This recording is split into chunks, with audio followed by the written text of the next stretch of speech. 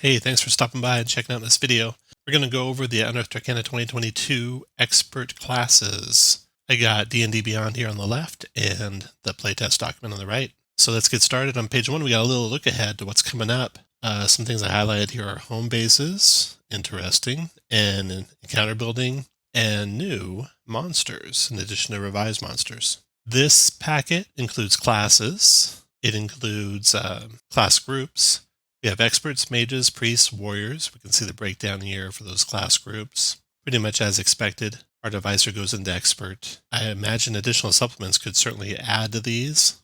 One example for warriors was a warlord, and for mages was a scion. So it could be any of those or more, maybe, as we add more classes. Each class's old 20th level feature has been moved to 18th level, and 20th level now is epic boons. Page 3, we get the Bard. Bard is an expert in the expert class group. And let's take a look at the Bard's table here. What's different in the Bard's table? Expertise moved around a little bit. It's a little bit lower level in both the first instance of expertise and the second instance of expertise. It's got Songs of Restoration. We'll see here in a minute what that is. Jack of all trades moved up all the way to 5th level. Font of Bardic Inspiration moved up to 7th level. Used to be, I think, 5th level. Yeah, right, 5th level. Magic Secrets used to be 10th, now 11th. Additional Magic Secrets used to be 14th, now 15th. And of course, the change at 18th level feat. You can see spells look the same. Number of prepared spells. We see skills, 3 or any of your choice. Simple weapons. So what did the Bard used to have? Bard used to have simple weapons, plus hand crossbows, long swords, rapiers, and short swords. So that's gone. Although short swords have become simple weapons. We'll see a little bit further on. Starting equipment is 100 gold, and it used to be you didn't get any gold, you just got this starting equipment. But now you can instead take this packet here or spend 100 gold. And we'll see that it's different by class. So the ranger's different, the rogue's different. Multi-classing, interestingly, you prepare spells for each of your classes individually. And we'll see when we get to the spell preparation that would kind of give a bonus to how many spells you could have prepared. But you also had that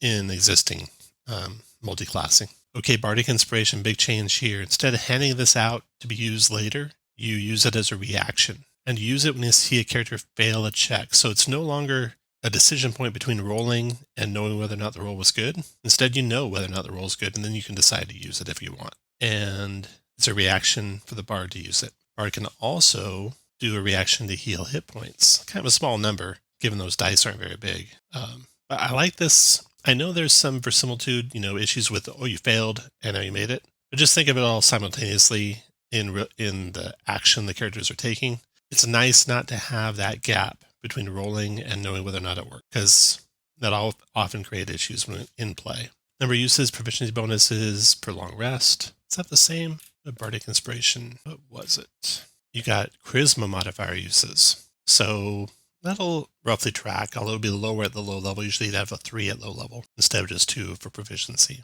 All right.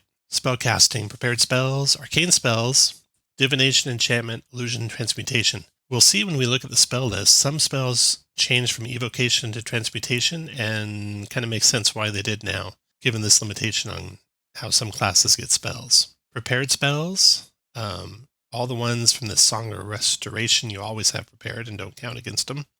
Otherwise, you basically prepare as many spells as you have spell slots. So that's different. It used to be your level plus your modifier for primary casters, or half your level plus your modifier for secondary casters. So that's a change there. Song of Restoration gives you these extra spells for free, prepared for free. You can't cast them without a slot. Jack of all trades moved up to 5th level. Font of Inspiration to 7th level. Oh, and also with Font of Inspiration, if you use your die and creature rerolls your Bardic Inspiration, rolls your Bardic Inspiration die and gets a 1, then it's not expended. So that's nice. Magic Secret. It's odd though. That means it's less often expended at low levels and more often expended at high levels. Interesting. Magic Secrets. Choose a spell list. Any spell from that list. So at 11th level, Bard casts any spell in the game. And that's off of one list. And then they get a second list at 15th level. All right. They have these nice prepared spells. So if you don't want to take the time to prepare spells, you just use that list. College of Lore. I don't think they used to specify the proficiencies. So Bard, College of Lore. Yeah, 3 of your choice. And now it's Arcana, History, and Nature, unless you already have them. You pick others. Cutting words now. So cutting words again, you get to see if they succeed before you use it. Still a reaction. Cunning Inspiration. Roll your Bardic Inspiration die twice and use the higher of the 2 rolls. Nice. Improved Cutting Words. Deal psychic damage number rolled on the Bardic die plus your Charisma modifier. That's a new one pretty much. Yeah, they didn't have that. Additional magical secrets now all bards have. Peerless Skill. Make an ability check and fail. So again, you get to see if you fail. And if the check still fails, the inspiration isn't expended. So overall, I think nice changes on the bard. Okay, the next class we have is the Ranger. So Ranger, they're expert, and let's look at their class features. So the big one right off the top is Cantrips. Rangers now have Cantrips. They now have expertise that they get at 1st and 9th level. Spellcasting right at 1st level instead of 2nd. All classes have their subclass features at the same levels. 6th and 10th and 14th, and 3rd. See, we got the Roving and the Tireless and the Feral Senses, Roving and Tireless at least, coming from Tasha's, and those were pretty cool in Tasha's. Starting equipment for Ranger, 150 gold. Prepared spells, all the same as for a Bard. And at 1st level expertise, at 1st level favorite enemy, when you have the Hunter's Mark spell, you always have it prepared. Doesn't count against the number of spells you can prepare. And when you cast it, you don't have to concentrate on it. Spell casting, all the same as a Bard, except for, of course, they have fewer spells. Fighting styles. So you gain a fighting style feat at level 2. Fighting style feats are among your options, so you can gain them at higher levels as well. Roving. Speed increased by 10 feet while you're not wearing heavy armor. Climb and swim speed, that's really cool, Ranger. Tireless, temporary hit points or decreased exhaustion, and we'll see exhaustion changed quite a bit when we get to the glossary. Nature's Veil lets you become invisible, and it used to just do, let's see, Vanish is what it used to be. You could use the hide action and bonus action on your turn. Can't be tracked by non-magical means unless you leave a trail, unless you choose to leave a trail. I don't know. I think Vanish might have been more kind of like Ranger-oriented than the Nature's Veil. Feral Senses pretty much used to be like Blind Sight. Now they just call it Blind Sight. Foe Slayer. This D10 on Hunter's Mark is kind of weak. Maybe D12 or even D20 would be better. At least D12. Okay, so that's the Ranger feats. And then the Hunter. So this is the same as Colossal Slayer. They're Hunter's Prey. Was Hunter? Hunter's Prey, Colossal Slayer. So they just picked one of these 3 and they went with it. So now it's going to be Colossal Slayer, which can be, let's see, you gain one of the following features of your choice. So you had to pick. Hunter's Lore, this is cool. If you got a creature marked with your Hunter's Mark, you know whether the creature has any immunities, resistances, vulnerabilities, and if it has any, you know what they are. So that's really neat. Multi-attack, Conjure Barrage Prepared doesn't count against the number of spells you can prepare. And you can cast it at a lower level. That's a really interesting mechanic. We'll see if they use that more. But so say you have a fireball at 3rd level, but you want to cast it at 2nd level. You decrease the number of dice. I don't know how many dice you'd want to decrease fireball to, but it means you still have to be pretty skilled in magic to even have the spell, but then you use less of your slots up to cast it. Interesting technique there. Superior Hunter's Defense. When you hit by an attack roll, you can use your reaction to have the attack's damage redirect to another creature. I think the redirect part's new. Used to have evasion. Evasion actually is different than, this is like, this is like uncanny dodge. So they took the uncanny dodge part of it. They didn't take the evasion part. All right. So that is the Ranger. Now the Rogue is also an expert. So let's look at the Rogue character. Rogue, here we go. So the Rogue table. Let's see, expertise at 7th level used to be 6th. Evasion at 9th used to be 7th. Subtle Strike at 13th. That's a new one. Elusive at 17th used to be 18th. And of course the 1820 change. This is new. Weapons. Used to have a weapon list that was simple plus some martial ones. Now it's simple and any martial ones that have the finesse property. So that way, if new weapons are ever added beyond these 4, then they can be something you're proficient with. And starting equipment is 110 for a rogue. Okay, sneak attack. Big change here. Once on each of your turns. Used to be, that was always the case, but it's only on your turn. It's not once per turn. And you have to take the attack action, so it can't be like a, I don't know, someone might be able to get an attack opportunity on your turn. You have to figure out how that would happen. You can deal extra damage to one creature you hit with an attack roll. Finesse or ranged. This is all the same, basically. Expertise changed level. Evasion changed level. Subtle strikes. You have advantage on any attack roll that targets a creature that is within 5 feet of at least one of your allies who isn't incapacitated. So that's nice. Advantage all the time if you got someone close to you.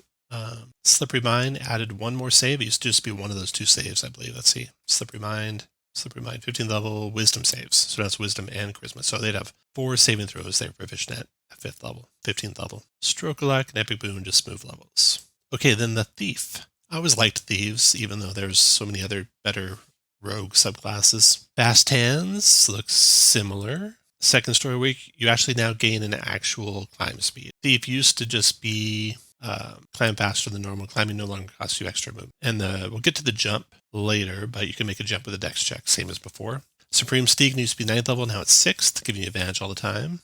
Use Magic Device used to be 13th, now it's 10th. It's weakened in some ways and improved in others. So you used to be able to basically use any item, regardless of class or race or level requirements. That's gone. But now you have up to 4 magic items you can attune to at once. You have a 1 in 6 chance of not expending charges when you use an item with charges. You can use spell scrolls.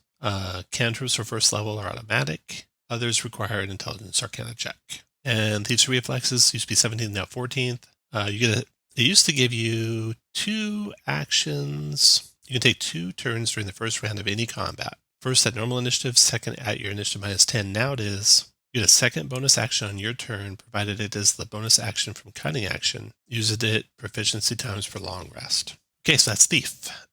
Feats. Feats, we're going to see a lot of changes where they add ability score increases. So Actor. Actor used to increase charisma, and now you can still increase charisma. It requires you to have a high charisma to get. Pretty much the same otherwise. Athlete. Not sure why those two are in reverse order in the player's handbook. Athlete. Strength dex increases strength or dex or con. That's new. Con's new. You actually have a climbing speed and advantage on jump checks. Charger. So proficiency with a martial weapon. So Charger, you got to be basically martial weapon. You can increase your strength or dex. That's new. When you take the dash action, your speed increases by 10 feet. And then, like, the whole point of the Charger action is you can charge. You can, like, dash and attack at the end of the dash, but that kind of went away. Instead, they gave you some things that made your attacks better if you moved some distance first. So I think a rewrite here would be good. Red. I got these marked yellow for highlights and red for kind of problematic. Okay, Crossbow Expert. Big change here. Again, increased the ability score. That's the same. The firing end of melee is only with crossbows.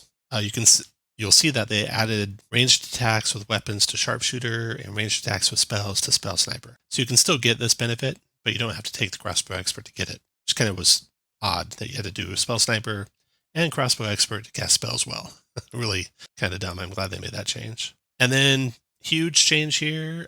When you make the extra attack action on a light weapon property, you can add your ability modifier to the damage of the extra attack. So basically, it's like dual wielding with a light crossbow, or probably, I don't know if light's light property or not. We'll find out. So the extra attack, bonus attack is gone. Defensive Duelist, dexterity increases by 1. Otherwise, pretty much the same. Dual wielder, strength and dex increase by 1. You treat a non-light weapon in your hand as if it had the light property provided. So that's different. You can't take 2 long swords and attack. You'd still have to have at least 1 light weapon. Durable, you can increase your con score, same as before. Advantage on death saves is new. This is new. Bonus action, expend 1 of your hit dice, roll the die, regain hit points equal to the roll. So basically with durable, you can spend your hit dice all and you can expend your dice, roll the die, and regain a number of hit points equal to the roll. The trade-off here looks like it might be that you don't get the Constitution modifier. So that's the only reason why you might not want to do it outside of a rest. Elemental Adept increases ability scores. Intelligence, Wisdom, or Charisma, so that's new. You got your Epic Boons. Those are all new. Well, I don't think they're new, but they have prerequisites that are like groups. Expert or Mage, Expert or Warrior, Epic Boon or Recovery. You succeed at every death saving throw that isn't a 1. That's pretty cool. Skill proficiency is every proficiency, or every skill. Okay, fighting styles. Archery looks the same. And now these are restricted to the warrior group and, of course, rangers. Dueling's the same. Protection's changed so that there's not that use it before you know the result. If the attack roll hits, you can use it, and you grant a -2 penalty. Now, disadvantage is generally a -3 to 4 on the roll. That's what it used to do, but you had to use it before you knew if they would hit what their attack roll was. So this, you would know better if it helped. 2-weapon fighting, same as before, I think. Except, where's I think 2-weapon fighting might have gave you a bonus armor class. Let's see here. Feet, chest. I think it might have been dual wielder it was called, though. Yeah, and I think that's further down here. Okay, Grappler. You can use Dex as a prerequisite. You still only be Strength. Strength, yeah, 13 or higher. Now it's Dex or Strength. And it increases ability scores, Dex or Strength, by 1. You can move creatures, not be slowed. And if you do an armor strike as part of an attack action on your turn, you can deal damage to the target and also grapple it once per turn. So that's new. And pinning's gone. So there's no pinning. That's interesting. Great Weapon Master, Strength score increase. And on your turn with an attack action, you can increase the damage by your proficiency bonus once per turn. So the -5 to do +10 is gone. Instead, once per turn, you can do +2 at first level. That seems pretty weak. +6 at high level. I'd make that to maybe every attack. Then it'd be pretty strong at high level. And high level characters are usually hitting all the time anyway, so it would have been used the -5 to get +10. So it'd still be weaker even if it was every attack. I would take this and change that to probably every attack. Okay, heavily armor. Constitution's new, used to only be Strength. Heavy Armor Master, Constitution's new, used to only be Strength. And it used to be 3, a flat 3. Now it's your proficiency bonus, so worse at low levels, better at high levels. Inspiring Leader, you now, if you have a high enough wisdom, you can use that as a prerequisite. There we go. It increases your wisdom or charisma score. The amount of temporary hit points is a little different. 2d4 plus your proficiency bonus. So at low levels, that'd be 7 on average, or it used to be your level plus your charisma modifier, so it'd be 4 on average at low levels. But at high levels, it used to be like 25 is what you get for an average, your level plus your charisma. And now it'd be 7 plus 6, 13. So stronger low levels, not as good at high levels. I think that's a fair update. Keen Mind, I think I like this change here. Intelligence 13 plus, and you increase your intelligence, that's the same. You pick a skill, you gain proficiency in it. Instead, you have these weird things like always knowing which way is north, always knowing the number of hours left in the next sunrise. Stuff that was kind of dumb. But now you have, skill proficiency or expertise, and you can do the study action, which is a new action we'll see in the glossary, as a bonus action. So that's pretty cool, with Keen Mind. The Armored Mage Slayer, proficient weapon. Okay, strength or dex increase. The Mage Slayer, they got rid of you getting a reaction to make an attack, but the Guarded Mind's pretty strong for a fighter type. If you fail intelligence, wisdom, or charisma saving throw, you can cause yourself to succeed instead. Pretty handy when fighting mages. Medium Armor Master, increased strength or dex, that's new. Mounted Combat, increased strength, dex, or whiz by 1, that's new. And it used to be with Mounted Combat that basically every attack you could make go against you instead of your mount, and now it is you have to use your reaction to make that happen. So it used to be pretty strong. If you have Mounted Combat, your mount would never get hurt. At least not in melee attacks, or it shouldn't get hurt. Now it could go down pretty quick if you're fighting a lot of guys, so I don't know if I'd want to keep that. I don't know if I want to keep that or not. I'm just kidding. I won't leave it. I won't mark it now. Observant. I like the changes here. So Observant used to give you +5 to your passive perception and passive investigation, and passive investigation was never a thing. You could also read lips, but now what does it do? Okay, you have a prerequisite, intelligence wisdom at 13 plus. Same ability score increases, but now you get these skills or expertise in the skills, being insight, investigation, and perception. And you can take the search action as a bonus action. So I really like that update. I think that's a lot better, cleaner than what Observant was. Polearm Master. You got an ability score increase for your strength. The difference here is you have to have had a reach to attack with the butt. So that means spears are gone and staves are gone. And your reactive strike is the same, but again, spears and staves are gone because your weapon had to have a reach. So staves, you used to be able to use this just when they got within 5 feet of you. Now that's gone. I don't know.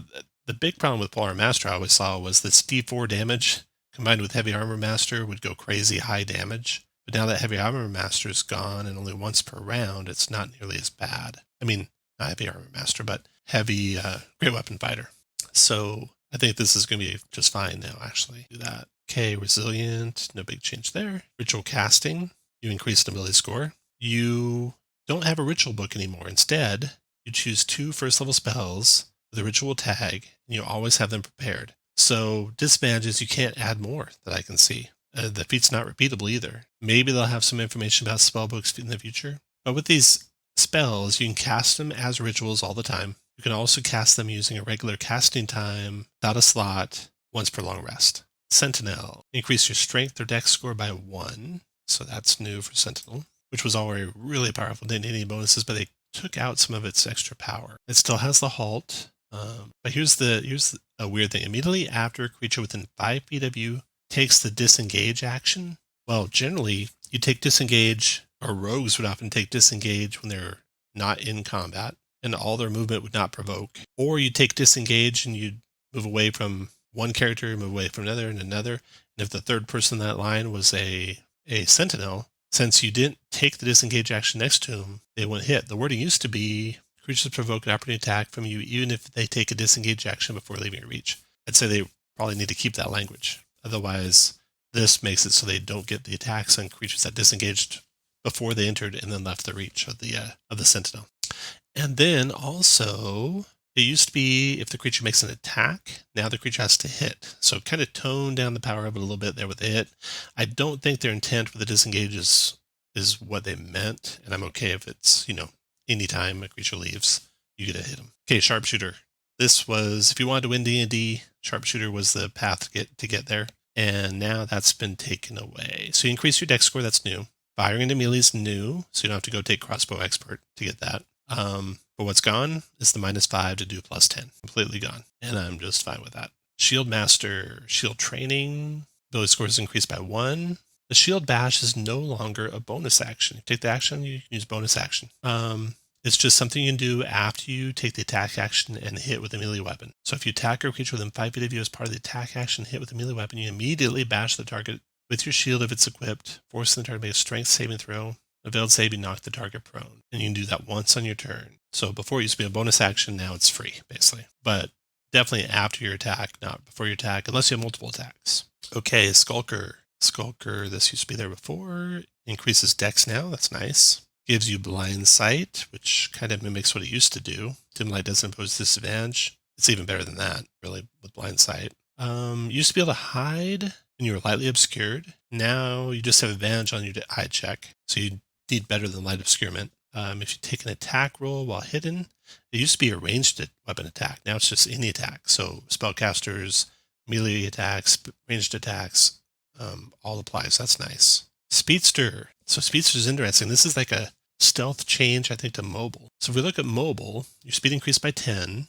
And here well, first of all, it gives you a bonus to your dex or con. Your speed increases by 10, but only if you aren't wearing heavy armor. Dash over difficult terrain doesn't count, same. But what's gone is when you make a melee attack, it's a creature you don't provoke if you move away from it. So that's gone. So Speedster, I think, is the new mobile, or mobile turned into Speedster, yeah. Spell Sniper, so you get an ability score increase, and casting melee's safe, or doesn't give you disadvantage on ranged attack rolls. I wonder why they say attack rolls. I mean, you didn't have disadvantage with melee attack rolls before, but now it's all attack rolls, I guess. Increased range, at least 10 feet. If you spell that has a range of at least 10 feet, it requires you to make an attack roll. You can increase the spell's range by 60 feet. So that's a new feature. That's a new feature. What did Spell Sniper give before? Spell Sniper. Range is doubled. Okay. But now it's got to be at least 10 feet. That's interesting. So like Green Flame Blade and the other ones that are 5 foot reach, Thunder Blade, Booming Blade,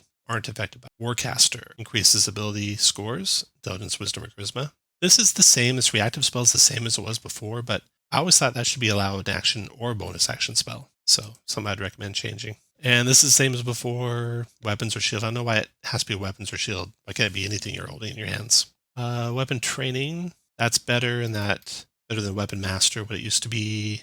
Instead of picking 4 weapons, you're proficient with martial weapons. And all classes so far, I think, are proficient with light weapons. So I bet we'll see the Mage, which had a short list, actually have all simple weapons now. Okay, now we got the whole spell lists. And we see some changes to the type, like Thunderwave became Transmutation. So that allows it to be cast by a bard who couldn't cast it if it stayed Evocation. Vicious Mockery is going to be on everyone's spell list. That's interesting.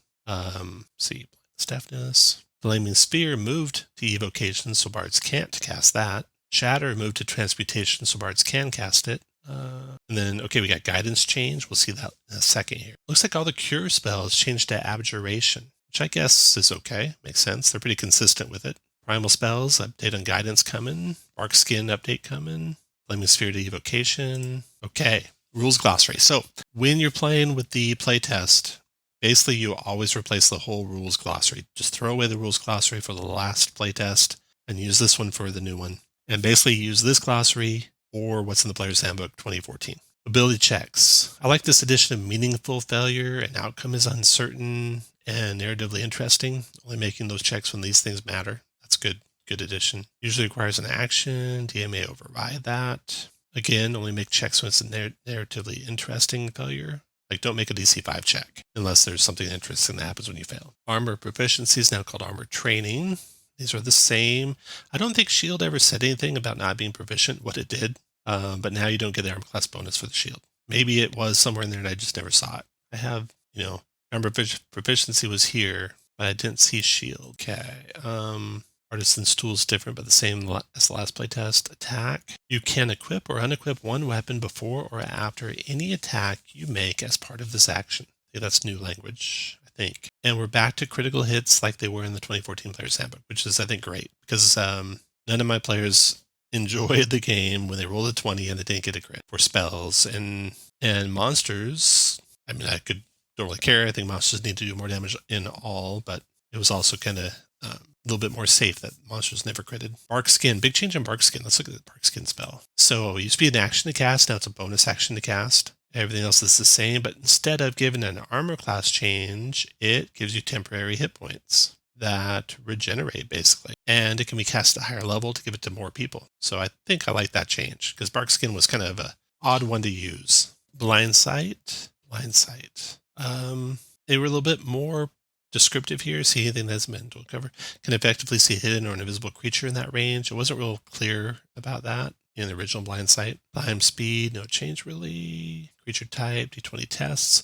Okay, so on a 1, you get inspiration on this version of the playtest. And a DM determines whether the test is warranted, so people don't just spam tests to get inspiration. Pardon me for that.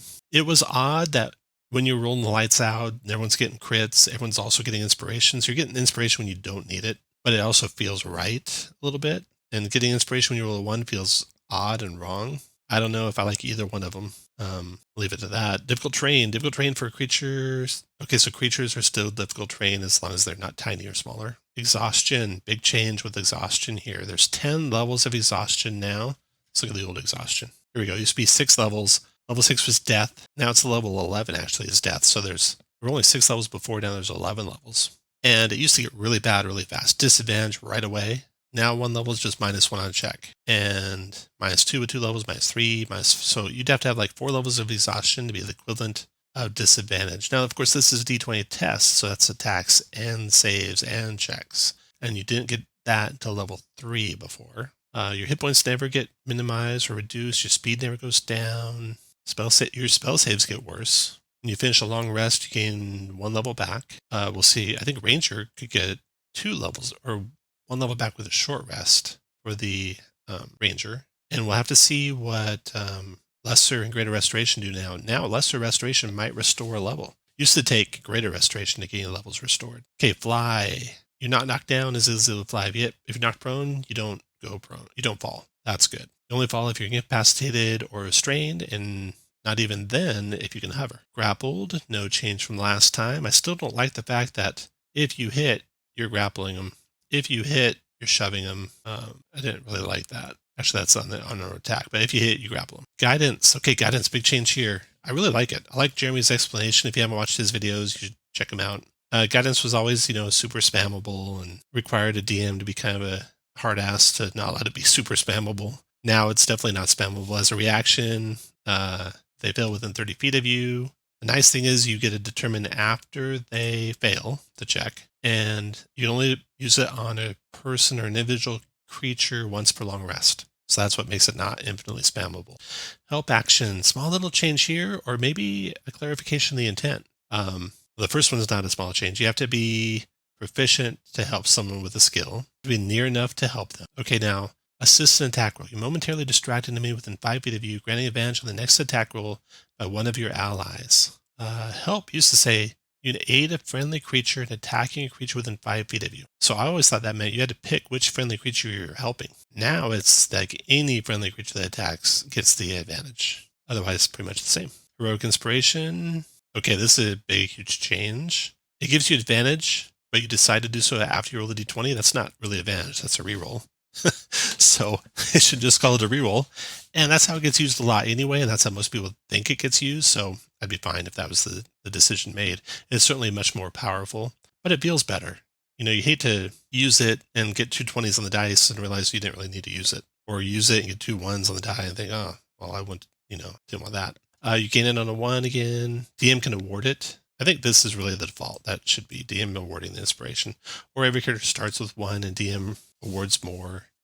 Only 1 at a time. That's the same as the last playtest. Hidden condition. Let's see. Okay, you lose it when you make an attack roll. Cast a spell with a verbal component, or you aren't heavily obscured or behind any covers, so you can stay hidden while you're calling down Call Lightning. I like the changes where they made where you deal damage also gets rid of it. That's good, but not a big deal. Hide. You need 3/4 cover. This is a mistake here, I think, or we need to tweak the rules a little bit here. To do so, you must make a DC 15 dexterity check stealth while you're heavily obscured or behind 3/4 cover or total cover, and you must be out of any visible enemy's line of sight. So invisible enemies can't see you hiding? I don't think that's the intent. I think you need to be out of any enemy's line of sight. So I'd update that.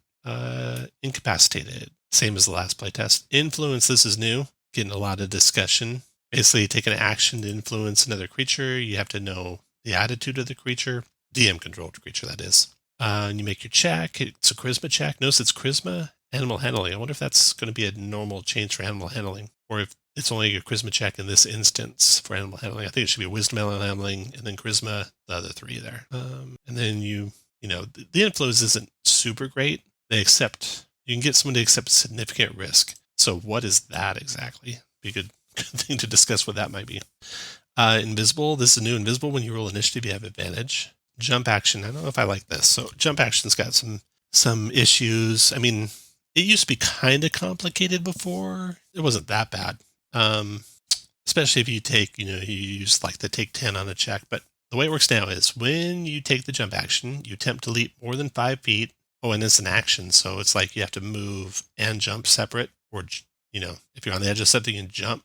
But if you want to get a running jump, you have to take your whole turn to do it. That's no fun. But with the jump action, you attempt to leap more than 5 feet. To jump up 5 feet or less, treated as difficult terrain. When you take this action, your speed must be greater than 0, and you must make a DC 10 strength check. Either strength acrobatics or strength athletics. That's interesting. If you don't move at least 10 feet immediately before the action, you have disadvantage on the check. What if you move 10 feet at the end of your last turn? That's a good question. Would that count? On a failed check, you leap 5 feet or horizontally or vertically. Clearing 5 feet vertically is almost superhuman. I would change that to like 2.5 feet. And we'll get to the next part here. On a successful check, the check's total determines the distance in feet that you can clear horizontally, or half that total if you're jumping vertically. Okay, so if you roll a 20, you clear 10 feet vertically. Your feet are 10 feet off the ground. I think that should definitely be 1/4. I would do 1/4 there, not half. Otherwise, it's okay, I guess. But I mean, the rules, the sequence for jumping, or I'll just go here. Movement and position. Well, first of all, it was hard to find where the jump rules were. I'll go to my quick reference.